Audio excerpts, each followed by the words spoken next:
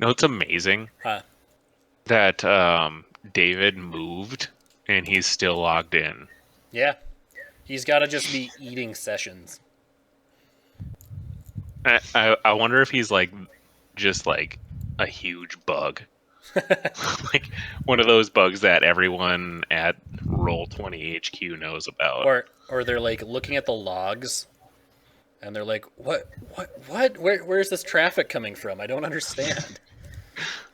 Maybe they can't update until he logs off. Oh He's my like, god. he's got like a thread lock going on. Hmm. Pull the plug on the server. When we're not streaming, I have to tell you guys about how that happened to us. Someone pulled the All plug right. on your server. No, that they had to physically unplug the machine and plug it back in. Okay, all right. Let's start with the recap, and we'll have Fedorov do it. Yeah, so Fedorov was definitely doing some sort of druidic ritual, which may or may not have involved some forest herbs. However, he did have some foggy memories, and it seemed as though there was some big battle, and then some faffing about in a forest or in a fortress, and then he just about got jammed down the mouth of a statue. Before the statue bit, there was some looting of chicken teeth. Yeah. Okay. Chicken So bones. those are some good broad strokes. And then we jumped across a river. You guys just got done with your battle with Norman, so you looted Yep. the corpse. You found for some reason you guys decided to take sort of grisly trophies of Norman's body. BB ripped off what was it, a toe or a finger? Femur. He grabbed the femur. Oh yeah, he took the femur. Uhl Put took it in his headdress. a toe, and Vincent scooped the teeth out of the skull like a pomegranate. For some reason, Norman's bones were dyed pink after his flesh melted away, and Vincent's convinced that what he has aren't human teeth; they're chicken teeth for some reason, even though chickens don't have teeth. Well, I rolled a bad roll, and you thought that I thought they were chicken teeth. Yep. So then I immediately jumped to the conclusion that they could tell the Yep. fortune. Yep, you got to keep them because you can see the future in them bones. Yeah, if I shake them and So roll you 'em guys reconnected with Arik and the caravan leader, and kind of filled them in on the fact that there's some kind of farmer uprising going on. Yeah, I remember that now. Bethany offered you all a round of brews to celebrate your victory, and it turns out they were laced with something because you all woke up the next morning after enjoying a long rest. For some reason, Vincent felt a little bit better than everybody else. You guys went downstairs and discovered that there's some kind of meeting to determine the next steps that everybody was going to take. Not a lot of resolution in that, I guess. The gnomes abruptly kicked you out of the fort because you refused to try and refused to give them a piece of gondonite that you had found. The peasant uprising issue wasn't really resolved, and they were off to go lynch a bandit and his family. And the caravan company left, packed up all their stuff, and headed Lubeck way, along with Arik. You guys are going to cut through the deadly swamp from which almost nobody returns in hopes of cutting off your runaway friends who've stolen the incredibly valuable first artifact of God. Somebody else can pick it up now. I'm like 99% sure, like all of the talk in the basement or whatever you were saying got skipped in the YouTube videos. Probably. Because it went from looting chicken teeth to shoving me down the throat. Really? Yep. Oh, man. So I are we, remember there being some talk of Bethany hanging out, Okay. but that's All right, that's probably why there was a lot of gaps in your recap.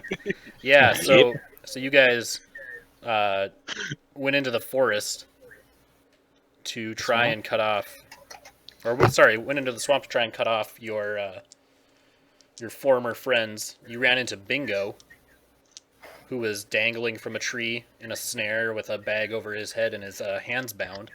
He told you that they kicked him out of Mickham's carriage to make room for the boy, our Squire.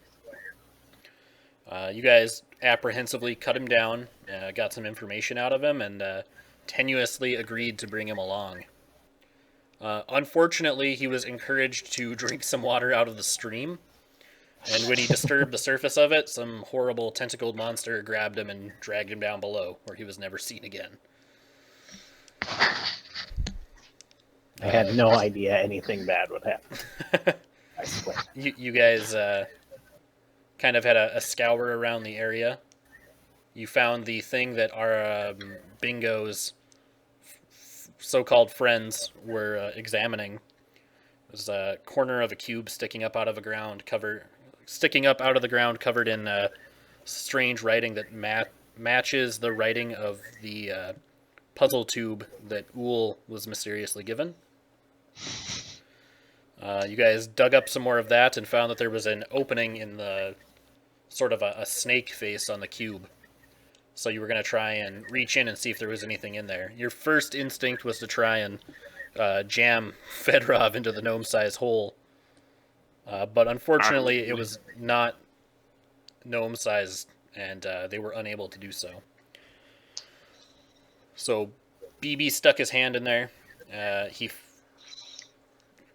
Well, you guys illuminated it, right? With some magical light.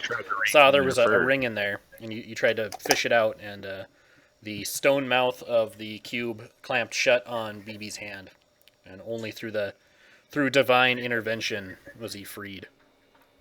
He got a very bad vibe from the ring, so he gave it to Ool, I believe. Yep. The ring seems to be telepathically urging Ool to put it on. It very much wants to be worn. Yeah, didn't I tell it that I would if shit went down?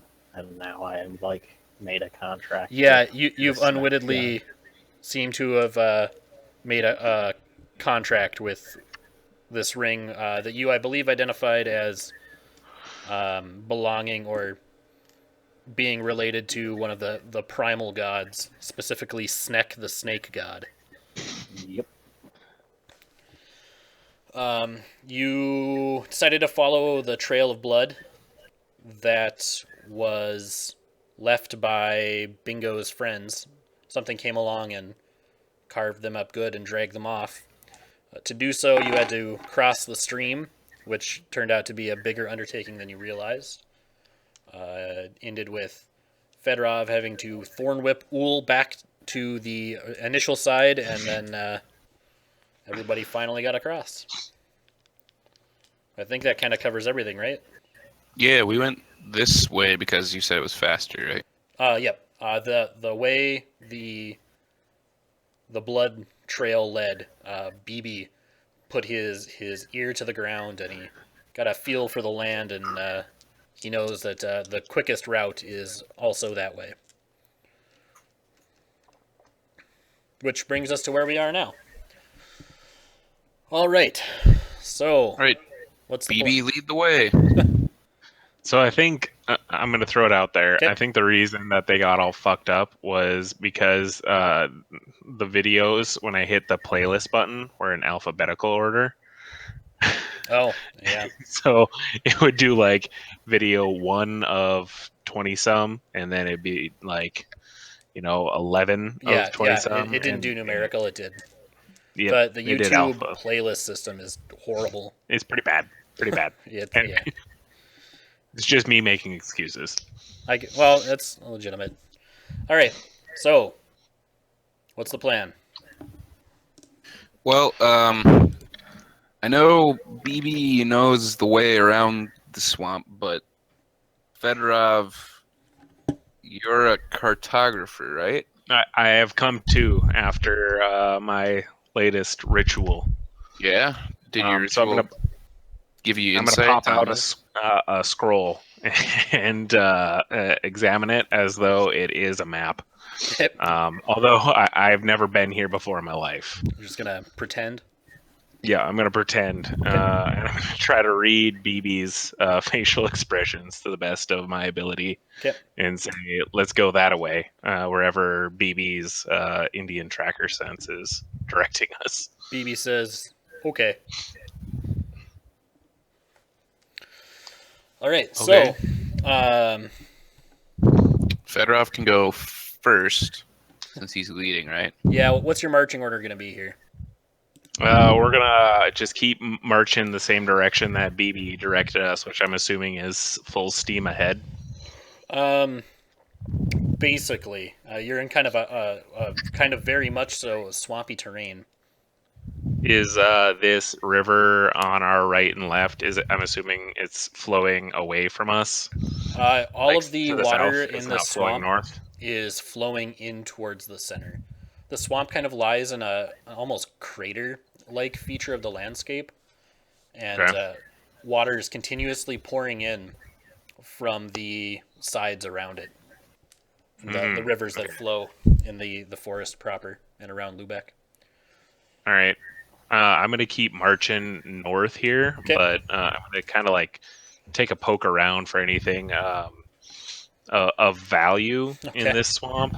I'm gonna like kind of look for any like fancy herbs Okay. or spices. Go ahead and make a survival check. Yeah, pull up my character sheet here. Sorry. Yes, That should marching be order more. wise, I'll go second. 17. Yeah, I was in the back before, so. Okay. BB you'll take up the middle. Or Ool, do you want in the middle? Or do you want the very back? It doesn't matter. Okay. Yeah. Ryan, you are sorry, Fedorov. I gotta get in RP mode here.